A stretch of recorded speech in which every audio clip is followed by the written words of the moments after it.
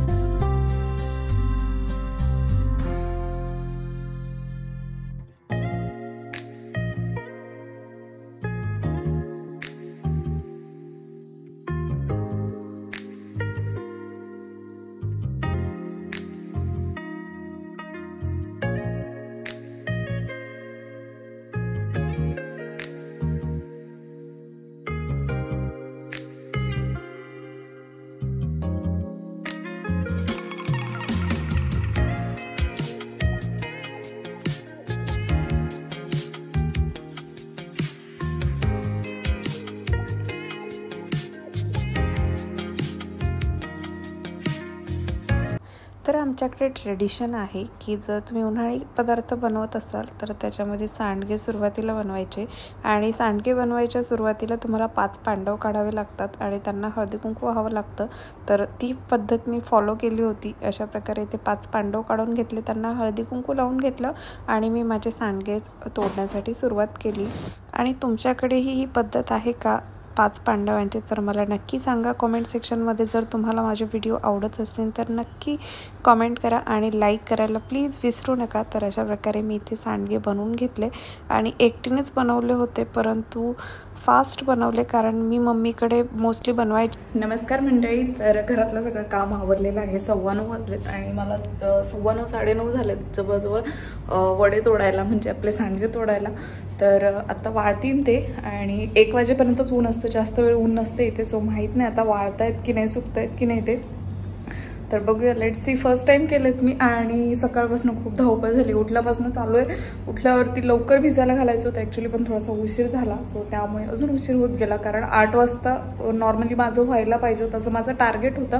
परंतु राघव लहान आहे तर त्याला झोपवलं मी, आंघोळ वगैरे घातली आणि त्यानंतर सुरुवात केली. सो त्यामुळे जरा लेटच झाला. तर ठीक आहे, काही हरकत नाही. वाळले तर वाळले, नाही वाळले तर नाही वाळले. तशीच जे नाही वाळणार त्याची भाजी करून टाकणार मी डायरेक्ट आज, नाही तर उद्या, फ्रीजमध्ये वगैरे ठेवून. सो बघूयात आता काय होते. तर आता मला व्हिडिओ देखील एडिट करायचा आहे आमचा रंगपंचमीचा. आम्ही अबुशगारा पार्कला रंगपंचमी खेळवतो तर तो आता मी पटकन एडिट करून घेते आणि टाकून देते व्हिडिओ. सो तुमच्यासोबतही शेअर करायचा राहिलेला आहे तो व्हिडिओ आणि खूप मजा केली होती आम्ही ॲक्च्युली तेव्हा. तर चला आता मी आवरून घेते. तर अशा प्रकारे इथे ऊन आहे आणि आता वाजलेले आहेत 11:30. तर 11:30 देखील अर्धे वाळलेले आहेत, काही मी काढून पाहिले. तर अशा प्रकारे वाळलेत. आय होप वाळतील, कारण नाही वाळले तर नेणार कुठे हा प्रश्न आहे. सो बघू, अजून 1-1.5 तास ऊन राहतं इथे. तर 1-1.5 तासाने मी हे काढून घेईल आणि परातीमध्ये ट्रान्सफर करेल, सो जेणेकरून मला कुठेही ठेवता येतील वरती वगैरे.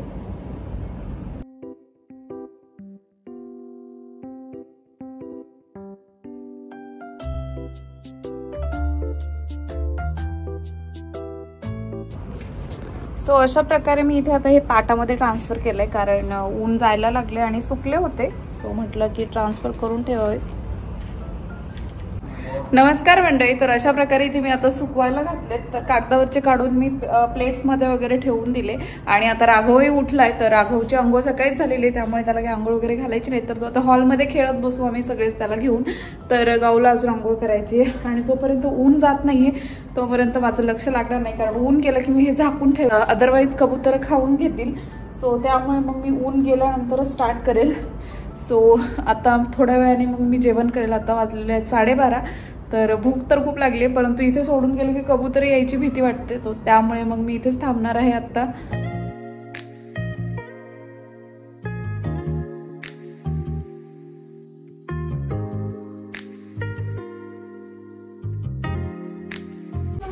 नमस्कार मंडळी, तर इथे जेवायला बसले मी आज, कारण बाहेर ऊन आहे अजून. तर इथे मटकीची भाजी आहे रात्रीची, शेपूची सकाळची आणि पालक मेथीचे पराठे केले होते सकाळी, तर ते आहे जेवणामध्ये.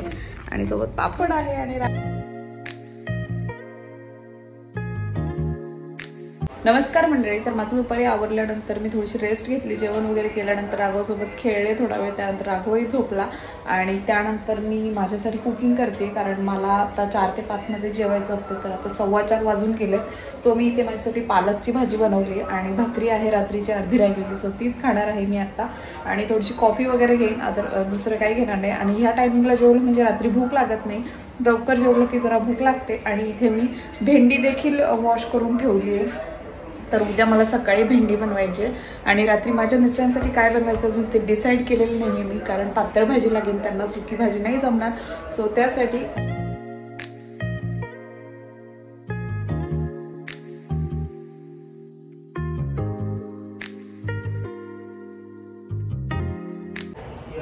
तर आता मी जेवण वगैरे करते आणि मग त्यानंतर रेग्युलर संध्याकाळचं रुटीन स्टार्ट होईल.